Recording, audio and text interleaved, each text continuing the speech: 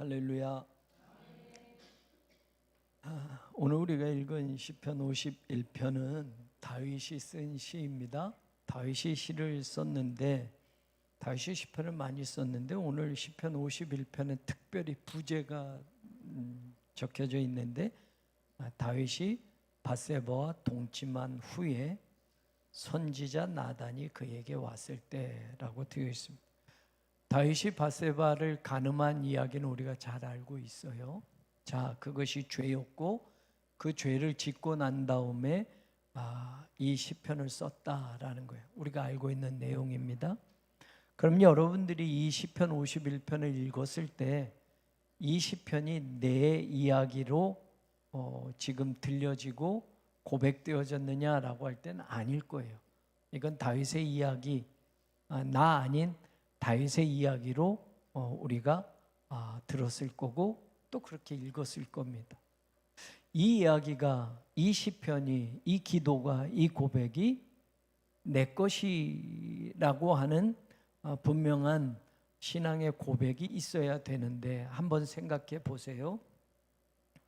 다윗이 밧세바를 간음했을 때 아이쿠 이거 죄구나, 하나님 잘못했습니다, 용서해 주세요라고 바로 회개했나요? 아니에요.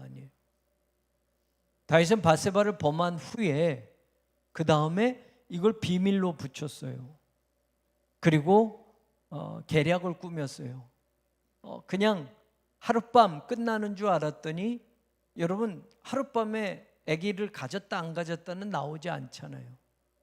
그렇게 하룻밤 끝났는데 하룻밤도 아니죠. 시간이 지나고 나서 이 밧세바가 그날 그 하루의 일로 인해서 아기를 가졌다는 소식을 듣게 된 거예요. 그러니까 다윗의 입장에서는 큰일 난 거예요. 하룻밤으로 끝낼 줄 알았는데 이게 연결이 되어지면서 사건이 점점 커지게 된 거예요. 왜? 밧세바는 남편이 있는 여자였어요. 그 남편은 또 다윗이 정말 아끼는 부하였어요. 그리고 그 부하는 지금 전쟁에 나가서 수개월 동안 전쟁을 치르는 중에 있어요. 그런데 그 부하의 아내를 간음했다? 이것이 알려지면 큰일 날 것 같아서 이것을 무마시키고자 그 부하를 부르게 됩니다. 우리아를 불러서 집에 가서 좀 쉬었다 가라 라고 했는데 우리아는 충직해서 다른 군사들은 전쟁이 있는데 내가 아내와 같이 잠자리를 하고 맛있는 거 먹고 갈 수 없다. 그래서 집에 안 가요. 그리고 그냥 가는 거예요. 이게 해결될 줄 알았는데 안 되는 거예요. 그러니까 결국 어떻게 됐느냐? 이 우리아를 죽여야 되겠다라는 생각을 한 거예요. 그래서 전쟁이 아주 심하게 있는 깊은 전쟁터로 특별히 보내라라고 이 우리아에게 편지를 써서 우리아는 읽어보지 못하게 임봉을 해서 장군에게 보내게 된 거예요. 그리고 우리아는 영문도 모른 채 그 편지를 전달했고 그 편지를 받은 장군은 요압 장군은 우리아를 전투가 심한 곳에 배치를 해서 거기서 죽게 만들었어요. 그렇게 끝날 줄 알았어요.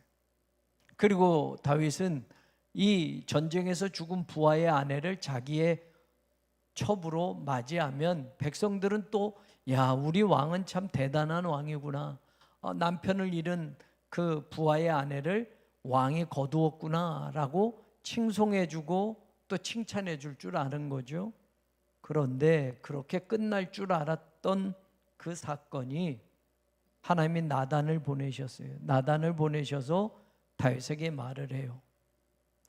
직접 말하지 않고 비유로 말하는 거예요.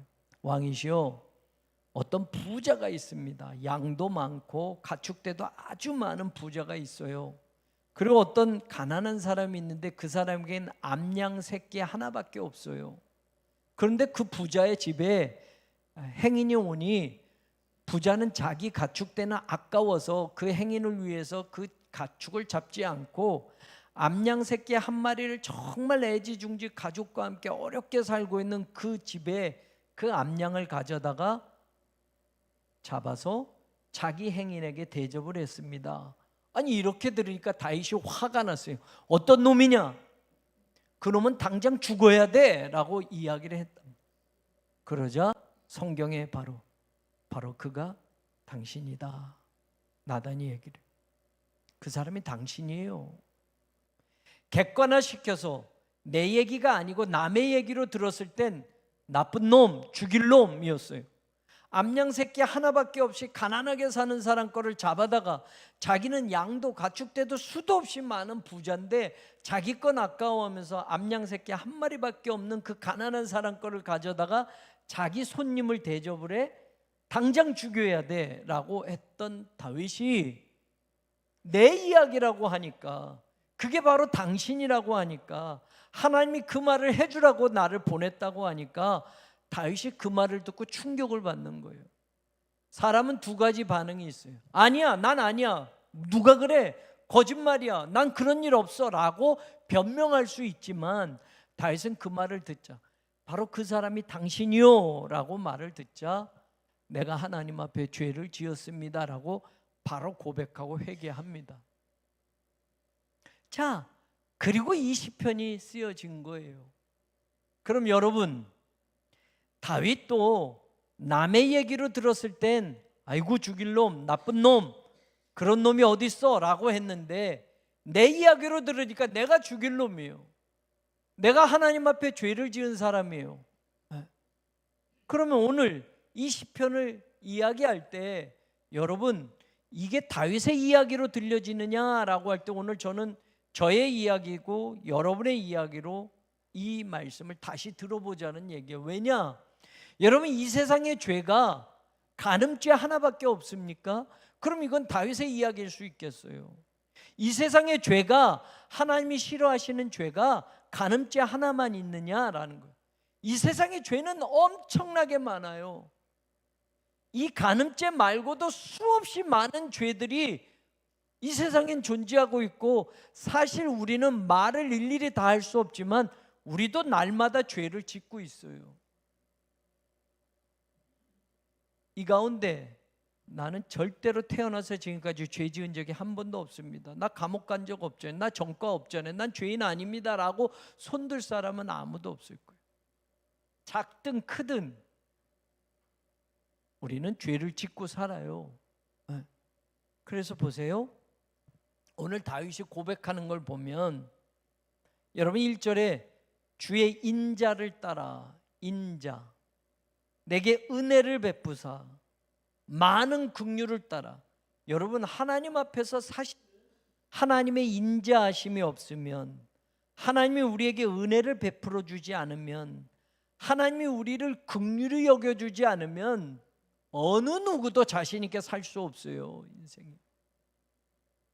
하나님이 우리를 사랑하셨기 때문에, 은혜를 날마다 베풀어 주시기 때문에, 하나님이 우리를 불쌍히 여겨주시기 때문에 오늘의 내가 있는 거예요. 사실은 내가 잘나서 여기 있는 게 아니고, 내가 남들보다 뭐 똑똑하고 뛰어나서 지금 내가 이 상황에 내가 이런 거 누리고 사는 게 아니라, 하나님이 사랑해 주셔서, 은혜를 베풀어 주셔서, 하나님이 불쌍히 여겨주시고 긍휼히 여겨주셔서 오늘의 내가 있는 거예요.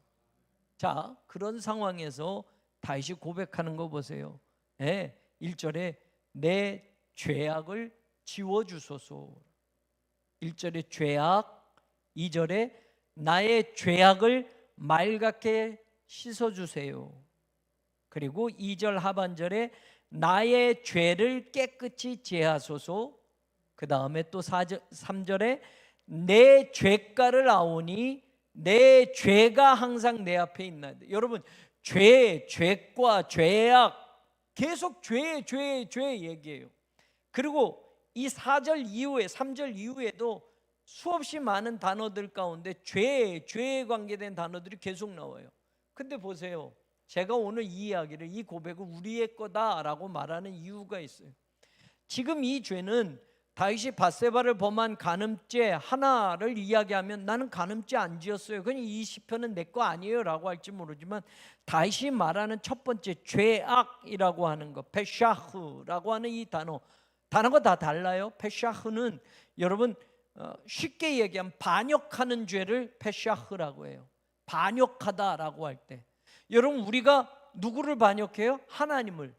뭐 나라를 반역하는 것도 반역죄인이라는 말처럼 그런 단어예요.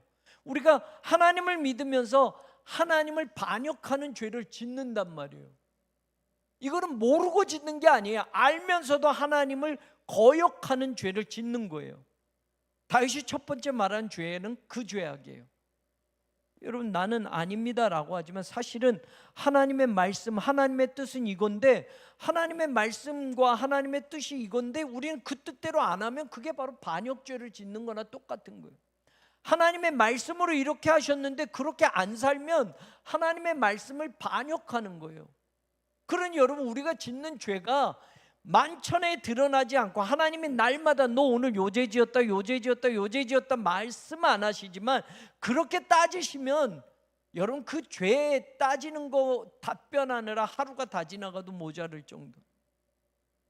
자, 첫 번째 말하는 죄악은 반역하는 죄예요. 하나님의 말씀을 거역하는 죄예요. 그럼 이 죄는 가늠만이 아니라 이 죄에 해당하는 죄는 많단 말이에요. 저도 짓고 여러분도 짓는 거예요. 두 번째 보세요. 나의 죄악을 말갛게 씻으시며 하는 두 번째 죄악이라고 말하는 단어는, 이거는 아온이라는 단어, 다른 단어예요.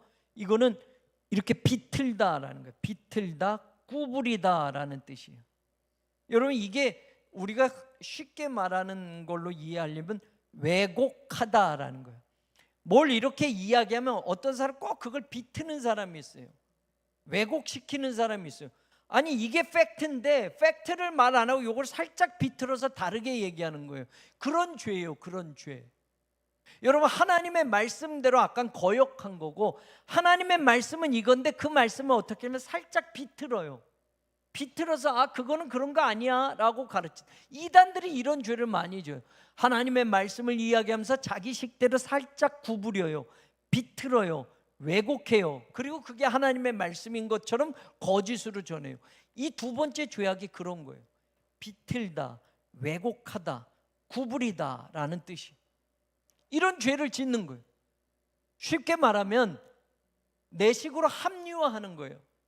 내가 신앙생활 하면서도 합리화하는 사람이 너무 많아요. 주일 예배를 못 드렸어요. 있잖아요, 그게 있잖아요, 이렇게 하면서 11조 생활 안 해요. 온전한 11조. 온전한 11조는요 이렇게. 이런 내 식으로 합리화하는 죄를 우리는 수시로 짓고 있어요. 아니, 성도로, 교인으로 예배 드려야 돼요. 요즘 예배를 드리기가 힘들고 코로나고 내가 상황이 어렵고 회사가 바빠서 이런 식으로 내 식으로 합리화하는 거, 이것도 여러분 죄란 말이에요. 이런 두 번째 죄는 그런 뜻이에요.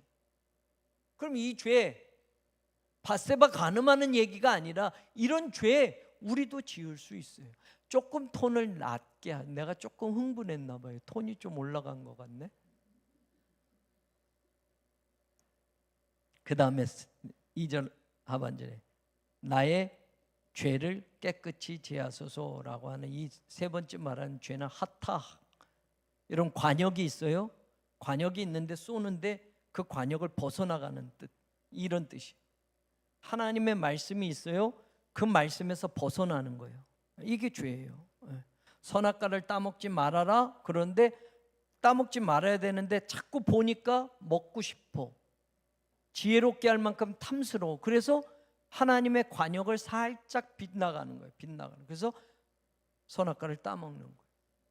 이게 세 번째 죄는 관역에서 빗나가다라는 뜻이에요. 그러니 여러분, 이 세 가지 죄가 다 다른 죄예요. 다른 죄. 똑같은 죄라고 말하지만 성격과 어떤 내용에서 하면 구분하면 여러분, 죄가 이렇게 많아요. 이렇게 많아요. 구약 성경에서 말하는 죄가 또 이것 말고도 많아요. 근데 대표적으로는 요 세 개만 앞에 나오니까 여러분들에게 설명을 했어요. 자, 그럼 그런 죄들이, 여러분, 이거는 밧세바를 간음한 다윗의 죄에 대한 고백이야, 나는 상관없어가 아니라 이 죄로 본다면 저도 여러분도 이 죄에서 무관한 사람이 아무도 없어요. 그럼 이 고백은, 이 기도는 오늘 내 것이 돼야 돼요. 3절에 중요한 말을 해요. 나는 내 죄가를 아오니, 이 죄가라고 하는 게 페샤흐예요. 하나님을 반역하다라는, 말씀을 거역하다. 내가 하나님 말씀을 거역한 건 내가 알아요 라고 말해요. 이것도 대단한 거예요. 근데 내 죄를 인정하지 않는 사람들이 얼마나 많은지 몰라요. 자기 죄를 고백하지 않아요. 난 죄 안 졌어요, 난 죄 없어요 라고 말하는 사람. 그런데 여러분, 죄는 고백해야 돼요. 회개해야 돼요. 네. 다윗이 그렇게 얘기해요. 그리고 또 그거로 끝나는 게 아니에요. 보세요. 그 다음에 뭐라고 얘기해요? 3절 하반절에 내 죄가 항상 어디에 있어요? 내 앞에 있어요. 이 말은 뭐예요?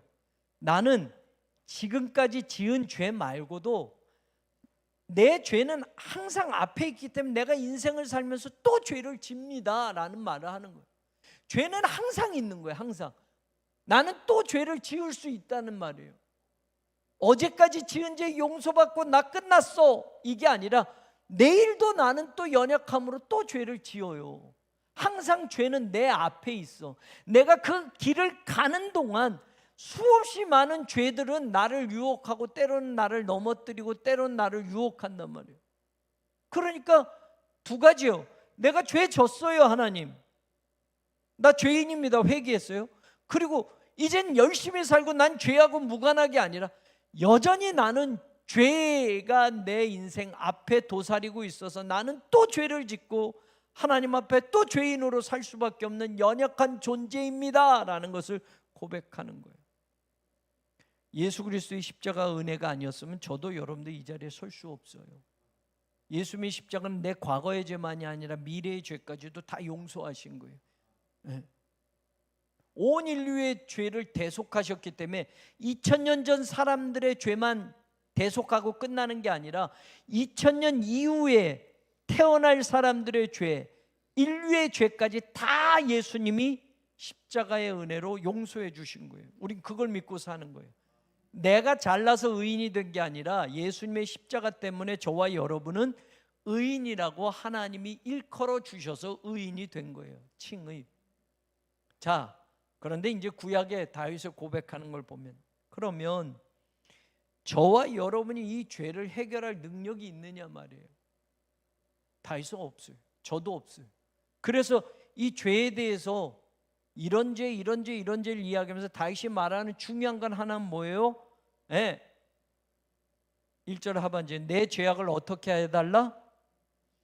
지워달라. 지우다라는 건 여러분, 여기 뭐 더러운 게 묻었으면 뭘로 닦으면 지워지잖아요. 그런 뜻이에요. 죄를 하나님이 닦아주세요라는 거예요. 내 인생에 죄가 이렇게 묻었어요, 하나님. 근데 이걸 내가 지울 수 없어. 하나님이 지워주셔야만 이 죄가 없어지는 거예요. 그러니까 하나님이 닦아주세요라는 말이에요. 죄는 하나님이 닦아주셔야만 없어지는 거예요. 예?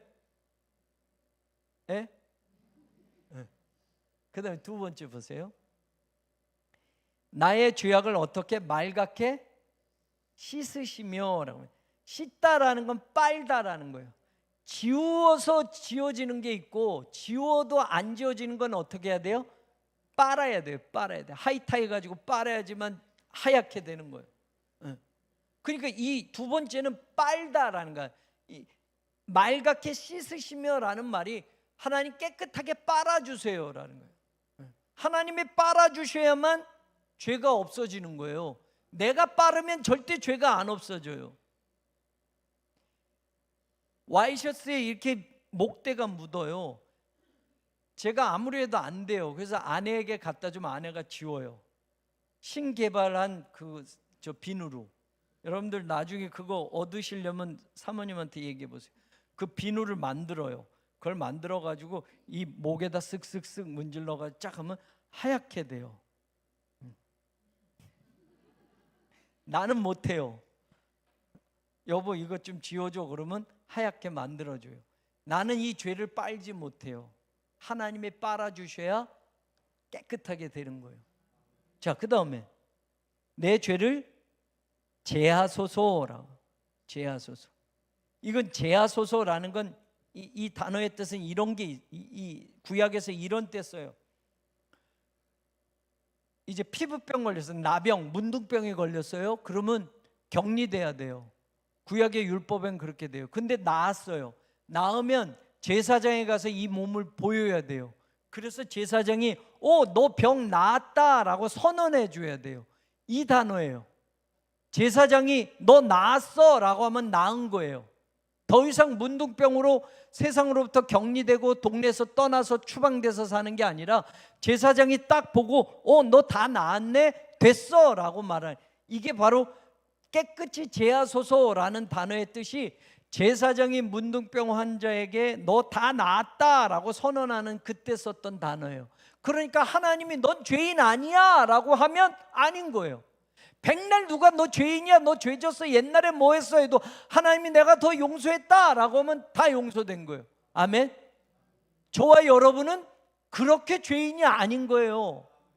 내가 노력해서 죄인이 아닌 게 아니라, 내가 열심히 빨아가지고 죄가 없어진 게 아니라 예수님의 보혈로 다 씻어줬고 하나님이 최종적으로 너 죄인 아니다 라고 해서 저와 여러분은 죄인이 아닌 거예요. 아멘. 성경대로. 자, 죄는 내가 해결할 수 없어요. 죄를 해결할 수 있는 힘과 능력이 나한테는 한 개도 없어요. 다윗은 알았어요. 그냥 죄가 항상 내 인생 앞에 도사리고 있고 나는 여전히 죄를 짓는 죄인이에요. 하나님의 긍휼과 은혜와 하나님의 도움 없이는 이 문제를 해결할 수 없어. 하나님이 내 죄를 닦아주셔야 되고 빨아주셔야 되고 최종적으로 선언해 주셔야만 이 죄를 해결할 수 있는 거예요. 다윗은 그걸 지금 고백하는 거예요. 이 시편은 내 죄에 대한 고백이 되어야 되고, 이 시편은 다윗의 밧세바 간음이 아니라 내가 살면서 여전히 죄 가운데 살아가는 안타까운 연약한 내 인생을 가지고 하나님 앞에 부르짖는 기도가 되어야 된다라는. 자, 그러면 오늘 이 시편에서 저는 여러분들에게 이야기하고 싶은 것이 그 다음에, 자, 이런 상황에서 다윗이 자신의 죄를 하나님께 고백했고 그 죄를 용서받기를 위해서 고백했고 눈물을 흘리며 고백했어요. 그러면서 다윗이 기도하면서 간절히 바라는 게 뭔가를 우리가 한번 보잔 말이에요. 나 다시는 이런 일 안 하겠습니다. 나 다시는 이런 죄를 안 짓겠습니다. 용서해 주세요. 이게 아니라 다윗이 바라는 신앙의 단계, 난 이렇게 죄를 지었고 정말 하나님 앞에 죽을 수밖에 없고 나는 죄를 해결할 수 없는 연약한 존재인데, 하나님 그럼 나를 어떤 사람으로, 나를 어떤 신앙으로 나를 도와주세요 라고 하는지, 이게 중요한 건데, 보세요. 여전히 계속 하나님 내 죄를 용서해 주세요, 지어주세요 계속 얘기하는데 다윗이 간절하게 부르짖는 게 있어요. 10절로 가서 시간 없으니까 10절로 가서 하나님 내 속에 정한 마음을 창조해 주세요. 정한 마음을 창조해 주세요. 여러분, 정한 마음 이거 잊지 말아야 돼요. 창조하다라는 건 빠라, 하나님이 이 세상을 창조할 때 창조하다 그 단어를 그대로 썼어요. 하나님 나에게 정한 마음을 창조해 주세요. 여러분, 우리가 컴퓨터를 쓰다 보면 뭐 이렇게 잘 막 뒤죽박죽 되면 리셋 버튼을 누르거나 딜리트 해가지고 새로 다 만들어야 돼요. 리셋하면 새롭게 다시 세팅이 되는 거예요. 근데 여러분, 저와 여러분의 인생이 뒤죽박죽 됐어요. 나 이거 어디서부터 좀 내 인생을 고쳤으면 좋을까라고 생각하면 돌아가게 해준다 그러면, 여러분 지금까지 살아온 인생이 만족한 사람은 계속 살지만 뭔가 어디서부턴가 꼬여가지고 내 생각대로 안 됐고 막 이 인생 이거 말고 좀 다시 한번 내 인생을 시작하면 어디쯤으로 돌아갔으면 좋겠을까라고 한번 생각해 본 적 없으세요? 네? 결혼 전으로, 아니면 대학교 입시 전으로, 신학교 말고 다른데 이렇게 아니면 사업 망하면 사업 하기 직전으로 여러분 내 인생이 이렇게 꼬이면 다시 돌아가서 다시 그걸 수정한다면 여러분 어디로 돌아가시겠어요? 제가 아내한테 한번 여기서 나 막 대학교 때 1학년 때로 갈까 막 이러다 나 이제 나 그냥 여기 그냥 있고서 살래, 이게 더 좋은 것 같아요. 다시 가서 나 또 그렇게 사는 게 너무 힘들어. 뭐 다른 여자 만나봤자 그게 그거지 뭐, 결혼 전에. 신학교 가서 조금 열심히 공부해서 신학교 졸업하자마자 유학 가 막 그런 것도 생각해요. 독일로 유학 가고 싶었던 거, 그런 그때로 가서 다시 독일로 이렇게, 그게 다 싫어. 그냥 여기까지 오게 하신 거 행복하고 감사하고, 이거 다시 막 하는 게 너무 싫어.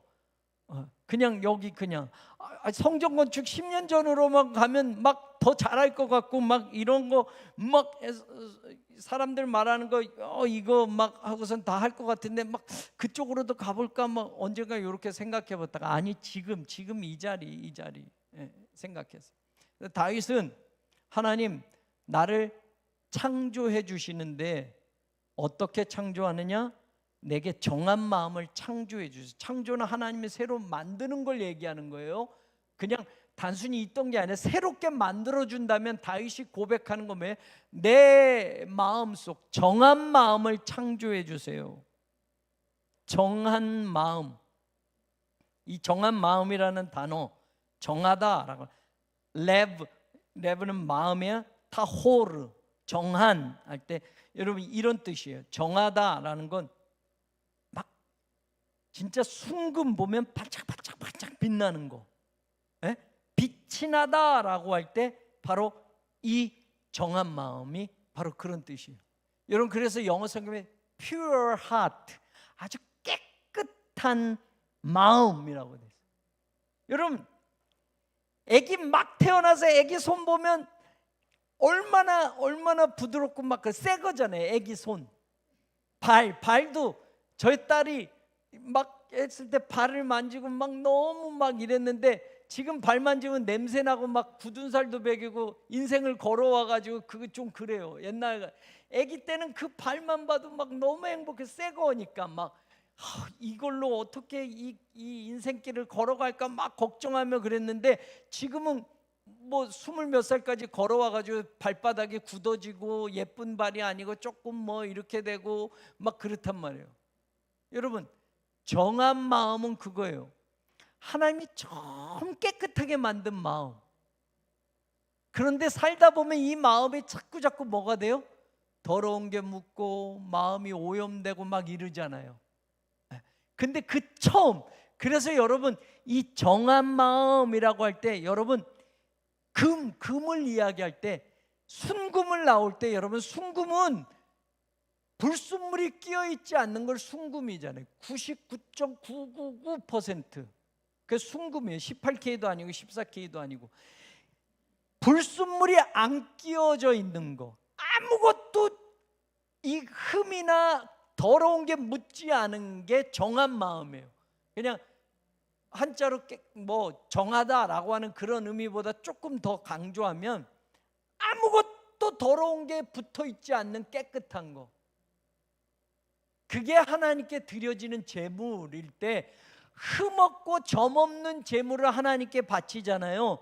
그때 이런 단어가 쓰여지는 거예요. 하나님께는 아주 깨끗한 걸 드리는 거지, 여기 조금 찢겨진 거, 여기 좀 상처난 거 제물을 드리면 안 돼. 그래서 제사장들이 다 하나님께 드린 제물을 머리부터 발끝까지 다 검사를 해. 그래서 야, 이거는 흠이 없다라고 하면 그게 하나님께 드려지는 제물이 되는 거예요.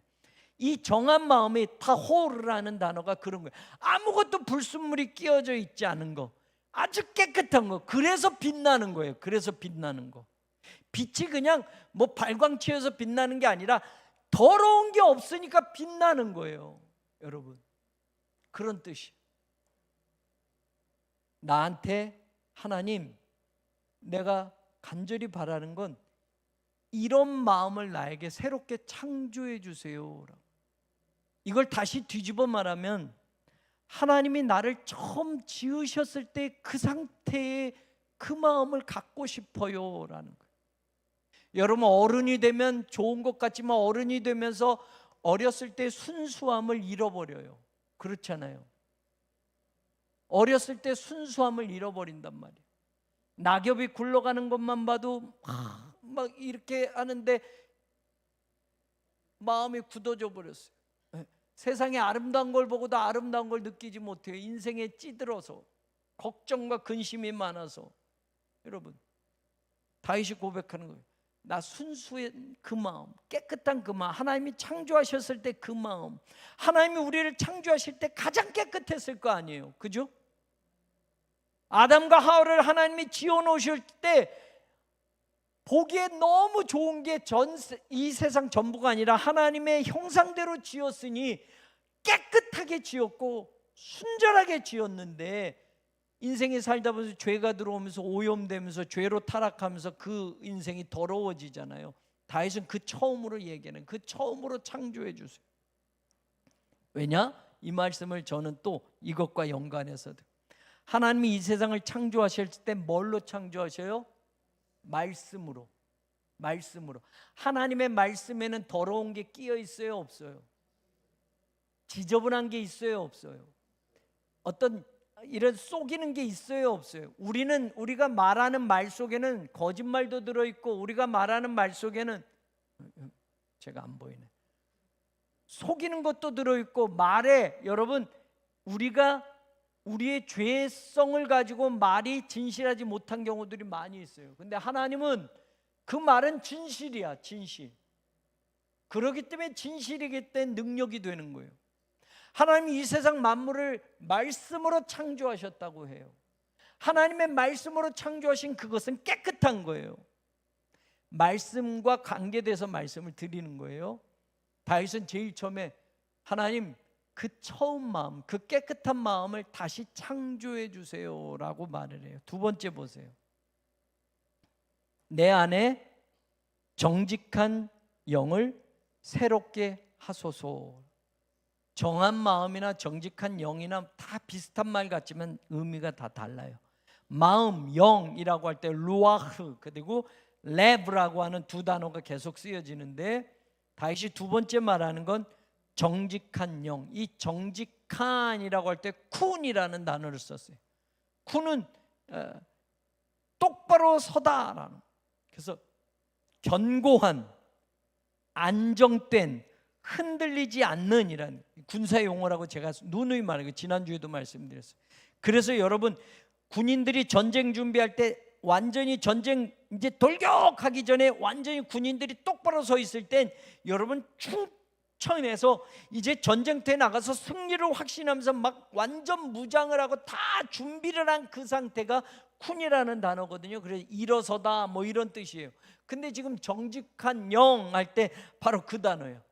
똑바로 서 있는, 흔들리지 않는 영. 근데 새롭게 하소서는 무슨 뜻이냐면, 여러분, 무너진 것을 다시 재건하다라고 할 때 쓰는 거예요. 아까 빠라, 창조하는 건 없는 거를 새롭게, 없는 거를 만드는 게 창조고, 이거 새롭게 하소서는 다 부서진 거를 다시 중건하다라고 할 때, 예루살렘 성이 무너져서 예루살렘 성을 다시 중건하다 할 때 그 단어예요. 그러니까 여러분, 내가 깨끗한 영으로 하나님이 창조해 주셨는데 세상에 죄가 더러운 것이 들어와서 내 마음이 무너졌어요. 그러니까 그 무너진 마음을 하나님 다시 세워주세요 라는 건데, 흔들리지 않는 마음으로, 흔들리지 않는 영으로 세워주세요. 흔들리지 않는 마음과 영은 뭘로 되겠어요? 뭘로 되겠어요? 아까 하나님이 뭘로 이 세상을 창조하셨다? 말씀. 그 말씀이 처음 창조될 땐 완전 깨끗함이에요. 근데 그것이 타락하고 죄 때문에 오염돼서 더러워지고 무너졌어요. 그래서 다윗이 두 번째, 정직한 영을 새롭게 하소서, 내게 견고한 영, 흔들리지 않는 그 마음을 다시 일으켜서 중건해 주세요. 그러면 견고한 마음이 되려면, 저와 여러분이 세상 것이 흔들리지 않는 마음이 되려면 그 마음이 무엇으로 붙들려졌어야 돼요? 하나님의 말씀. 이게 이제 한 주제를 제가 여러분들에게 말씀드리고 싶은 거예요. 다윗이 이야기하는 게. 그 다음에 세 번째 보세요. 12절. 주의 구원 즐거움을 내게 회복시켜 주시고, 세 번째 말하는 것에 보면 자원하는 심령, 심령, 영, 마음 똑같은 단어들 루아흐, 그 다음에 레브라고 하는 단어가 쓰여지는데, 자원하는 심령을 어떻게 해달라? 주셔서 나를 붙드소서. 자원하는 심령이라는 이 단어도 똑같은 거예요. 자원하다라고 말할 땐 두 가지 의미예요. 우리말로는 그 말 하나를 번역했어요. willing spirit. 그러니까 내가 자원해서 뭘 하는 거예요. 내가 willingly 내가 할게요 하는 게 자원해서 하는 거예요. 누가 해봐 해서 할까요? 이렇게 하는 거 말고, 교회도 이런 사람들이 많아야 돼요. 알겠죠? 여기 수요예배는 다 그런 분들로 좀 채워졌으면 좋겠어요. 앞으로 성전 건축하고 나서 우리 일할 사람 자 합시다 그러면 할 거야? 뭐 이렇게, 아니 좀 생각해보고, 그래 생각해보고 나한테 얘기해줘, 나도 얘기해, 이러지 말고 하겠습니다. 자원하는 심령이 그런 뜻이에요. 또 한 가지, 이게 무슨 뜻이냐라고 할 때 generous spirit, 부드럽다. generous하다 그러면 여러분, 어떤 사람은 뭐 이렇게 부드러운 사람 있잖아요. 뭘 말해도 웃으면서 막 네. 제가 옛날엔 그랬어요. 근데 요즘은 막 화가 막 나고 막 이래서 아내한테 잘 못하는데, 이렇게 뭘 해도 화도 안 내고 예 그러세요, 네 이렇게 성도들한테는 그러지. 제가 이 마음이에요. 두 가지 뜻이 있어요. 잘 보세요. 하겠습니다 하는 자원하는 심령과 부드러운 심령.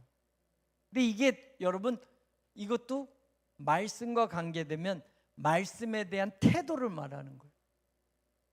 하나님의 말씀에 대해서 내가 부드러운 사람이 돼야 돼요.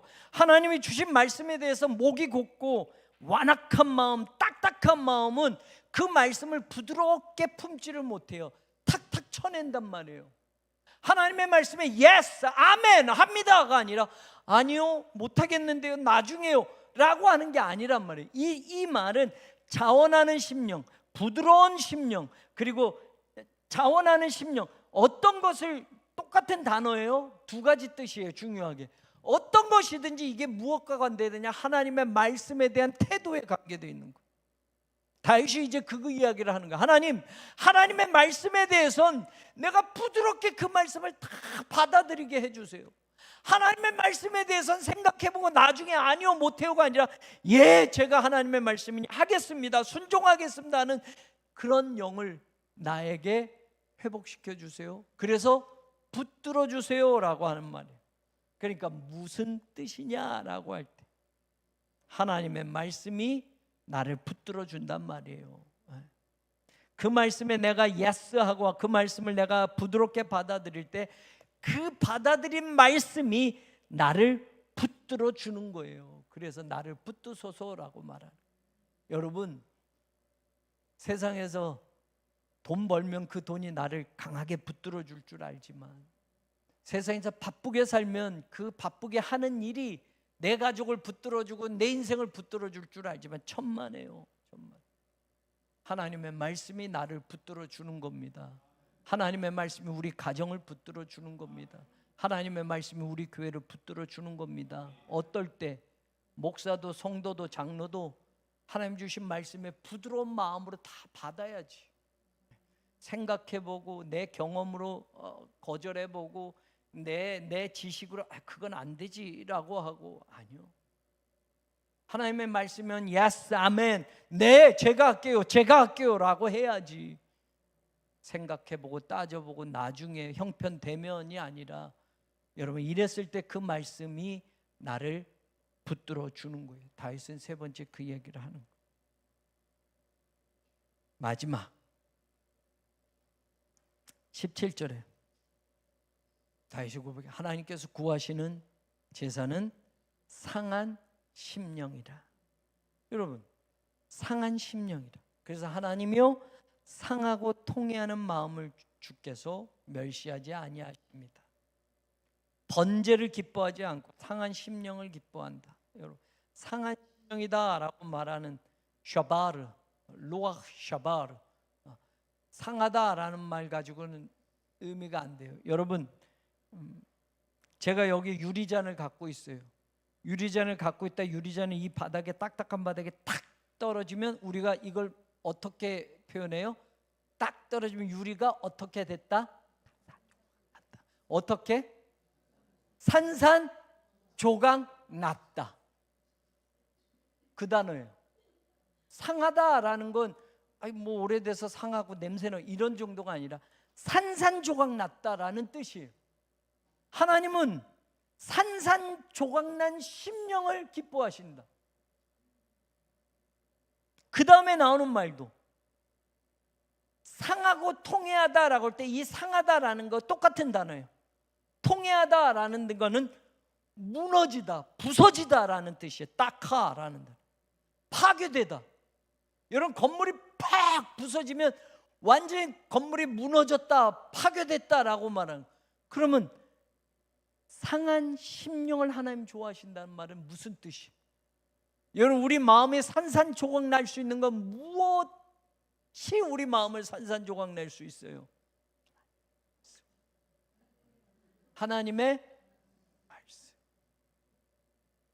아까 다윗이 그 한 마리 암양 새끼 하나, 가난한 사람, 그걸 뺏어가선 그놈은 당장 죽을 겁니다 라고 했는데, 그게 너야 라고 할 때 그 순간 하나님의 말씀이 들어가는 순간 다윗이 산산조각 났다니까요. 왕의 체면 다 없어졌다니까요. 숨겼던 것 다 없어졌다니까요. 산산조각 나버렸어요. 그거예요. 그걸 경험해 보니까 나오는 거예요. 하나님은 거룩한 척하면서 내가 왕이니까 번제물을 100마리 1000마리 드리면 기뻐할 거고, 백성들은 와, 우리 왕이 이 제물을 드려서 그 제물의 고기들이 제사장을 먹고 우리들도 화목제로 우리들도 그 제물의 고기도 먹으니 행복하다, 이게 아니라 하나님 앞에 이 산산조각난 마음, 이걸 드리는 것을 하나님이 기뻐하신다. 하나님의 말씀이 내 속을 찔러서 찢겨지고 내 마음을 부숴버려서 하나님 앞에 그 죄가 산산조각난 그 마음, 회개하는 그 마음을 하나님은 원하고 기뻐하신다를 다윗이 고백하는 거예요. 여러분, 이게 다 하나님의 말씀과 관계된 거예요. 다윗이 몰랐어요. 아니, 애써 부정하면서 지금 지나온 거예요. 그런데 나단을 보내서 하나님의 말씀을 들려주니까, 그 말씀이 쏙 들어오니까 자기의 죄가 다 드러나고 하나님 앞에 얼마나 내가 죄인이었는지, 그래서 이 고백을 한 거란 말이에요. 그리고 지금 바라는 건 이거밖에 없어요. 하나님, 내게 정한 마음을 새롭게 창조해 주신다면, 그 하나님의 말씀으로 처음 창조하셨을 때 그 마음 갖고 싶어요. 내게 정직한 영을 새롭게 하소서. 하나님, 하나님의 말씀으로 이제는 흔들리지 않는 마음으로 다시 나를 재건해 주십시오. 자원하는 심령으로 하나님 나를 붙드소서. 하나님의 말씀에는 언제나 내가 부드럽게 그 말씀을 받고, 하나님의 말씀에는 언제나 내가 기꺼이 자원하며 예스, 아멘 하겠습니다라고 하는 그런 마음이 되게 하셔서 내가 붙든 그 말씀이 나를 붙들어주는 삶을 살게 해주세요. 하나님의 말씀 앞에 내 더럽고 추한 죄들이 산산조각 나버리고, 덮어놨던 그 부끄러웠던 마음들이 산산조각 깨져버려서 그 마음을 하나님께 드릴 때 하나님이 가장 기뻐하시는 줄 내가 깨달았습니다 고백하는 것처럼. 이 시편 51편은 김한권 목사의 고백이고 기도고, 여러분의 고백이고 기도가 되기를 주님의 이름으로 간절히 축원합니다.